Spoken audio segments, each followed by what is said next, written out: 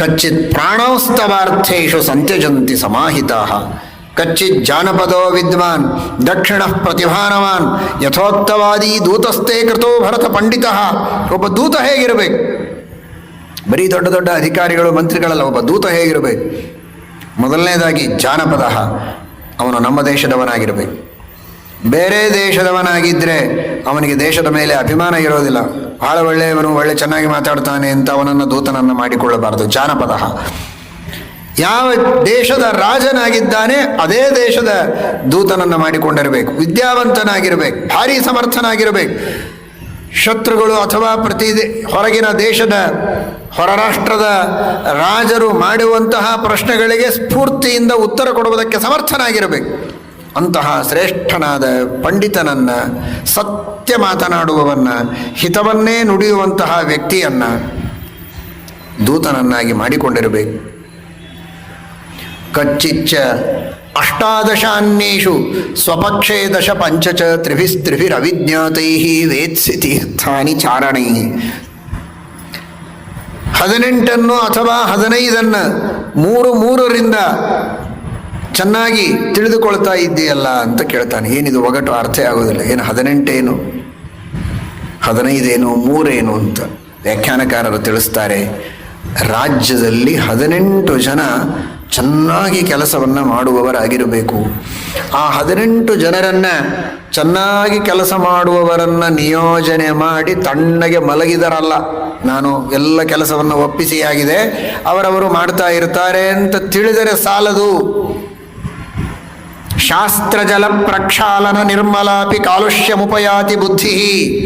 ಎಷ್ಟೇ ಶಾಸ್ತ್ರಗಳನ್ನು ತಿಳಿದುಕೊಂಡಿರಬಹುದು, ಕರ್ತವ್ಯ ಕರ್ಮಗಳ ಬಗ್ಗೆ ಬೇಕಾದಷ್ಟು ಉಪದೇಶ ಮಾಡಿರಬಹುದು, ಆದರೂ ಮನುಷ್ಯನಿಗೆ ಯಾವಾಗಲೋ ಒಮ್ಮೆ ಸ್ವಾರ್ಥ, ಕಾಮಕ್ರೋಧಗಳು, ರಾಗದ್ವೇಷಗಳು ಒಳಗೆ ಬರ್ತವೆ, ತಪ್ಪು ದಾರಿಗೆ ಎಳೆದುಕೊಂಡು ಹೋಗ್ತವೆ. ಮತ್ತೆ ಮತ್ತೆ ಅಂಕುಶ ಹಾಕ್ತಾ ಇರಬೇಕು. ಒಂದು ಬಾರಿ ಅಂಕುಶ ಹಾಕಿದ್ದೇವೆ ನಮ್ಮ ಎತ್ತಿಗೆ ಅಂತ ಹಾಗೆ ಬಿಟ್ಟರೆ ಬಂಡೆಗಳನ್ನು ಎಲ್ಲಿಯೋ ಒಯ್ದು ಒಳಗೆ ಕುಳಿತಂತಹ ವ್ಯಕ್ತಿಯನ್ನು ಕೆಳಗೆ ಬೀಳಿಸ್ತವೆ. ಹಾಗೆ ಆಗಾಗ ಅಂಕುಶ ಹಾಕ್ತಾ ಇರಬೇಕು. ಎತ್ತಾಗಿರಬಹುದು, ಕುದುರೆ ಆಗಿರಬಹುದು, ಆನೆ ಆಗಿರಬಹುದು, ಯಾವುದೇ ವಾಹನ ಇರಬಹುದು, ಅವುಗಳಿಗೆ ಆಗಾಗ ಪೆಟ್ಟು ಕೊಡ್ತಾ ಇದ್ರೇನೆ ಸರಿಯಾದ ಮಾರ್ಗದಲ್ಲಿ ನಡೆಯುತ್ತೆ. ಮಾನವನೇನು ಕಡಿಮೆ ಇಲ್ಲ, ಎಲ್ಲವನ್ನೂ ಮೀರಿಸಿದವ, ಪಶುಗಳೇ ವಾಸಿ. ಆದರೆ ಮಾನವನಿಗೆ ಇನ್ನಷ್ಟು ಆಗಾಗ ಎಚ್ಚರಿಕೆಯನ್ನು ಕೊಡುವಂತಹ ಪ್ರಸಂಗಗಳಿರುತ್ತೆ. ಅದಕ್ಕಾಗಿ 3 ಜನರನ್ನು, ಕೇವಲ ಅವ್ರದ್ದು ಬೇರೆ ಏನು ಕೆಲಸ ಅಲ್ಲ, ಈ 18 ಜನ ಸರಿಯಾಗಿ ಕೆಲಸ ಮಾಡ್ತಾ ಇದ್ದಾರೋ ಇಲ್ಲವೋ ಅನ್ನುವ ರಿಪೋರ್ಟನ್ನು ಅವನು ಬಂದು ಹೇಳಬೇಕು ರಾಜನಿಗೆ. ಅವರು ಯಾರು ಅಂತ ಯಾರಿಗೂ ಗೊತ್ತಾಗಿರಬಹುದು. ಅವಿಜ್ಞಾತ ಸ್ತ್ರಿಭಿ, ಅವರು ಯಾರು ಅಂತೂ ಗೊತ್ತಾಗಿರಬಾರ್ದು. CIDಗಳು ಅವರು ಯಾರಿಗೂ ಪರಿಚಯ ಇರಬಾರದು. ಆ ರೀತಿಯಲ್ಲಿ ಜನರ ಮನೆಗಳಲ್ಲಿ ಹೋಗಿ ಅವರ ಮನಸ್ಸಿನಲ್ಲಿಯೂ ಏನಿದೆ ಅಂತ ಅರ್ಥ ಮಾಡಿಕೊಂಡು ರಾಜನಿಗೆ ಬಂದು ಸರಿಯಾಗಿ ವರದಿಯನ್ನು ಒಪ್ಪಿಸಬೇಕು.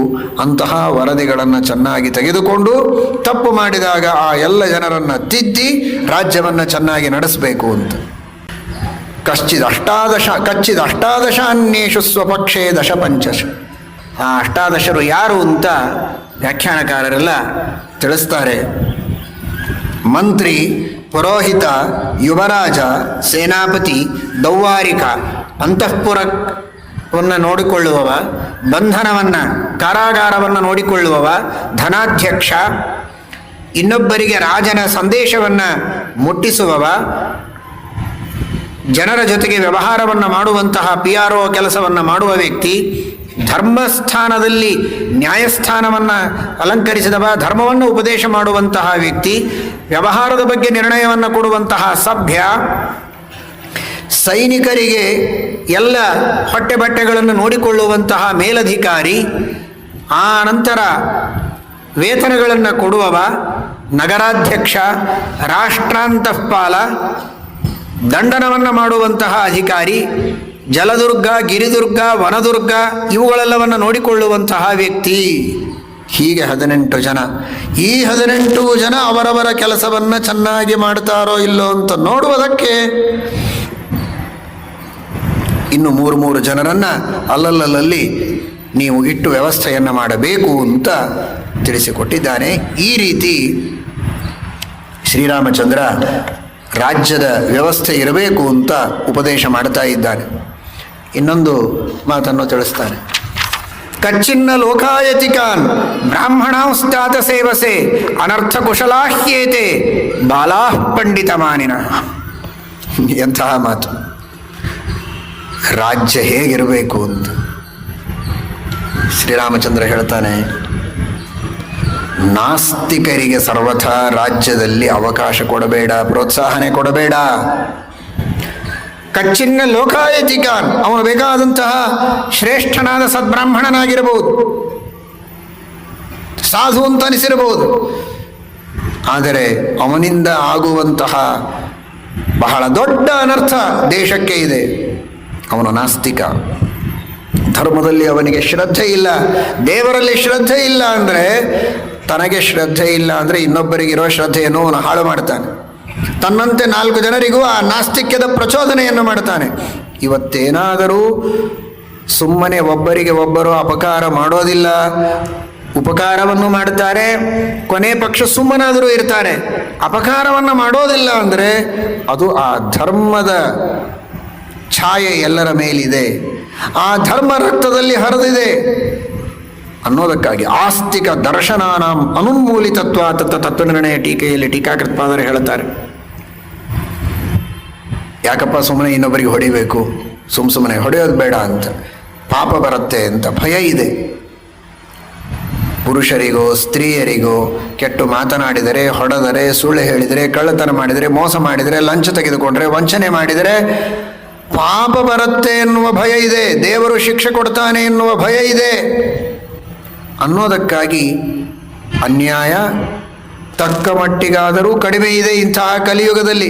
ಇಲ್ಲದಿದ್ದರೆ ಇಷ್ಟು ಜನ ಸಜ್ಜನರು, ಇಷ್ಟೇ ಜನ ಅಲ್ಲ, ಕೋಟಿ ಕೋಟಿ ಜನ ಸಜ್ಜನರಿದ್ದಾರೆ ಜಗತ್ತಿನೊಳಗೆ. ಯಾಕೆ ಅಂದರೆ ಆ ಧರ್ಮ ಅಂತ ಒಂದಿದೆ, ಆ ಶ್ರದ್ಧೆಯ ಮೇಲಿದ್ದಾರೆ, ದೇವರಿದ್ದಾನೆ ಎನ್ನುವ ಶ್ರದ್ಧೆಯಲ್ಲಿ, ಆ ಶ್ರದ್ಧೆಯ ಛತ್ರ ಛಾಯೆಯಲ್ಲಿ ಇವತ್ತು ಕೋಟಿ ಕೋಟಿ ಜನರು ಆಶ್ರಯವನ್ನು ಪಡೆದು ಆನಂದವಾಗಿದ್ದಾರೆ. ನಾನಾ ತರಹದ ಭೋಗಗಳ ಆಸಕ್ತಿ, ಕಾಮಕ್ರೋಧಗಳ ಭಾರೀ ಆರ್ಭಟ ಇದ್ದರೂ ಕೂಡ ಆ ಶ್ರದ್ಧೆ ಎಂಬ ಒಂದು ಗೋವರ್ಧನದ ಛತ್ರ ಛಾಯೆಯಲ್ಲಿ ಅದೆಷ್ಟೇ ಕಾಮಕ್ರೋಧಗಳ ಆಪತ್ತುಗಳಿದ್ದರೂ ಅಂತಹ ಅತಿವೃಷ್ಟಿಯಿಂದ ಯಾವುದೇ ಭಯವಿಲ್ಲದಂತೆ ಇವತ್ತು ಸುಖವಾಗಿ ನಾವಿದ್ದೇವೆ ಅಂದರೆ ಆ ಧರ್ಮದ ಮೇಲಿನ, ದೇವರ ಮೇಲಿನ ಶ್ರದ್ಧೆ ಇದ್ದರೆ. ಅದಕ್ಕೆ ವಿರುದ್ಧವಾಗಿ ಯಾರಾದರೂ ಮಾತನಾಡ್ತಾ ಇದ್ದರೆ ರಾಜ್ಯದಲ್ಲಿ ಅವರಿಗೆ ಇರೋದಕ್ಕೆ ಅವಕಾಶ ಕೊಡಬೇಡ, ಅವರನ್ನು ಗಡೀಪಾರು ಮಾಡು. ಕಚ್ಚಿನ್ನ ಲೋಕಾಯತಿಕಾನ್ ಬ್ರಾಹ್ಮಣಾಂಸ್ತಾತ ಸೇವಸೆ ಅನರ್ಥ ಕುಶಲಾಹ್ಯತೆ. ಜಗತ್ತಿನಲ್ಲಿ ಎಷ್ಟು ಸಾಧ್ಯವೋ ಅಷ್ಟು ಅನರ್ಥ, ದುಃಖ, ಕ್ಷೋಭ ಆಗುವಂತೆ ಮಾಡುವುದೇ ಅವರ ಕರ್ತವ್ಯ.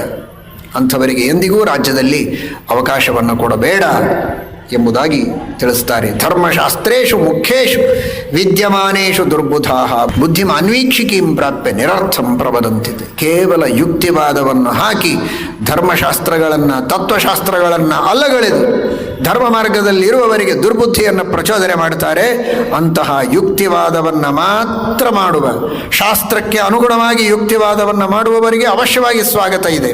ಆದರೆ ಶಾಸ್ತ್ರ ವಿರೋಧಿಯಾಗಿ ಕೇವಲ ಉತ್ಪ್ರೇಕ್ಷೆಯಿಂದ ಮಾತನಾಡುವಂತಹ, ದುರ್ಬುದ್ಧಿಯಿಂದ ದುಷ್ಟವಾದ ಪ್ರಚೋದನೆಯನ್ನು ಸಜ್ಜನರ ಮನಸ್ಸಿನಲ್ಲಿ ಮಾಡಿ ಅವರ ಮನಸ್ಸನ್ನು ಹಾಳು ಮಾಡುವಂತಹ ಜನರಿಗೆ ರಾಜ್ಯದಲ್ಲಿ ಅವಕಾಶ ಬೇಡ. ಎಲ್ಲರಿಗೂ ಮುಕ್ತ ಅವಕಾಶವನ್ನು ಕೊಡಬೇಕು. ಯಾರ ಮನಸ್ಸಿಗೂ ನೋವು ಮಾಡಬಾರದು. ಮಾತಿಗೆ ಸ್ವಾತಂತ್ರ್ಯ ಇರಬೇಕು, ವಾಕ್ ಸ್ವಾತಂತ್ರ್ಯ. ಯಾರೇನಾದರೂ ಮಾತನಾಡಲಿ, ಇದೆಲ್ಲ ಸರಿಯಾದದ್ದಲ್ಲ. ಬೇಕಾದಷ್ಟು ಜ್ಞಾನಿಗಳಿದ್ದಾರೆ, ದೊಡ್ಡ ಪರಂಪರೆ ಇದೆ, ಯಾವುದು ತತ್ವ ಯಾವುದು ಶಾಸ್ತ್ರ ಅಂತ ನಿರ್ಣಯ ಮಾಡಿದ್ದಿದೆ. ಅಂತಹ ತತ್ವಕ್ಕೆ, ಶಾಸ್ತ್ರಗಳಿಗೆ, ಸಜ್ಜನರಿಗೆ ವಿರೋಧಿಯಾದ ಮಾತುಗಳು, ಚಟುವಟಿಕೆಗಳು ಬಂದಾಗ ಕಡಿವಾಣ ಹಾಕಲೇಬೇಕು. ಎಲ್ಲರಿಗೂ ಸ್ವಾಗತ. ಯಾವ ಚೇತನರ ಮನಸ್ಸಿಗೂ ನೋವು ಮಾಡಬಾರದು ಅನ್ನುವಷ್ಟು ಉದಾರ ಹೃದಯದ ತಾವು ಯಾಕೆ ಈ ಕೊರೋನಾ ವೈರಸ್ಸಿಗೆ ಸ್ವಾಗತ ಹೇಳಿಲ್ಲ? ಯಾಕೆ ಅದನ್ನು ತಡೆಗಟ್ಟುವ ಪ್ರಯತ್ನ? ಅವು ವೈರಸ್ಸು ಚೇತನ ಅಲ್ವಾ? ಅದು ಒಂದು ಜೀವ ಅಲ್ವಾ? ಈ ಒಂದು ಜೀವವನ್ನು ಬದುಕಿಸುವುದಕ್ಕೆ ಇನ್ನೊಂದು ಜೀವದ ಕೊಲೆ ಯಾಕೆ? ಅವುಗಳನ್ನು ಸ್ವಾಗತಿಸಿ. ಯಾವುದೇ ತರಹದ ರೋಗಾಣುಗಳು ಬಂದರೂ ಕೂಡ ಅವುಗಳ ಪ್ರತಿರೋಧ ಮಾಡುವುದು ಬೇಡ, ಕೊಲೆ ಮಾಡುವುದು ಬೇಡ. ಎಲ್ಲದಕ್ಕೂ ಸ್ವಾತಂತ್ರ್ಯ ಇರಲಿ. ಯಾಕೆ ತಡೆ? ಯಾಕೆ ಪ್ರತಿರೋಧ? ಇನ್ನೊಬ್ಬರಿಗೆ ಪೀಡೆಯನ್ನು ಕೊಡದ ಸಹಸ್ರ ಸಂಖ್ಯೆಯ ಲಕ್ಷ ಸಂಖ್ಯೆಯ ಸಜ್ಜನರಿಗೆ ಅದರಿಂದ ಪೀಡೆಯಾಗತ್ತೆ ಎನ್ನುವುದಕ್ಕೆ ಅವುಗಳೂ ಚೇತನ ಆಗಿದ್ದರೂ ಅವುಗಳನ್ನು ತಡೆಗಟ್ಟುವ, ಪ್ರತಿರೋಧ ಮಾಡುವ ಪ್ರಯತ್ನ ಉಂಟೋ ಇಲ್ವೋ? ಅದೇ ರೀತಿ ಮಾನವರಾಗಿದ್ದರೂ ಕೂಡ ಸಹಸ್ರಾರು ಲಕ್ಷ ಕೋಟಿ ಜನರ ಬುದ್ಧಿಯನ್ನು ಹಾಳು ಮಾಡುವ, ವಿವೇಕವನ್ನು ಕೆಡಿಸುವ, ಆರೋಗ್ಯವನ್ನು ಕೆಡಿಸುವ, ಚಾರಿತ್ರ್ಯವನ್ನು ಹಾಳು ಮಾಡುವ, ಧರ್ಮದ ಮೇಲೆ ಶ್ರದ್ಧೆಯನ್ನು ದೂರ ಮಾಡುವಂತಹ ದುಷ್ಟ ಪ್ರವೃತ್ತಿ ಇದ್ದ ಜನರಾಗಿದ್ದರೆ ಅವರನ್ನು ಸರಿಯಾದ ಸ್ಥಾನದಲ್ಲಿ ಕೂಡಿಸಿ ದೂರ ಇಟ್ಟು ಅವರು ಮಾಡುವಂತಹ ದುಷ್ಟ ಚಟುವಟಿಕೆಗಳಿಗೆ, ದುಷ್ಟವಾದ ಪ್ರಚಾರಕ್ಕೆ ಕಡಿವಾಣ ಹಾಕುವುದರಲ್ಲಿ ತಪ್ಪೇನಿದೆ? ರಾಜರು ಇದರ ಬಗ್ಗೆ ಗಮನಿಸಬೇಕು, ಪ್ರಜೆಗಳು ಗಮನಿಸಬೇಕು. ಪ್ರಜಾಸ್ವಾತಂತ್ರ್ಯ ಇದೆ ಅಲ್ವಾ ಇವತ್ತು? ಎಲ್ಲ ಪ್ರಜೆಗಳು ಇದಕ್ಕೆ ಗಮನಿಸಬೇಕು. ಯಾರೇನು ಮಾತನಾಡಿದರೂ ಆಡಲಿ ಬಿಡಿ ಅಂತ ಬಿಡಬಾರದು.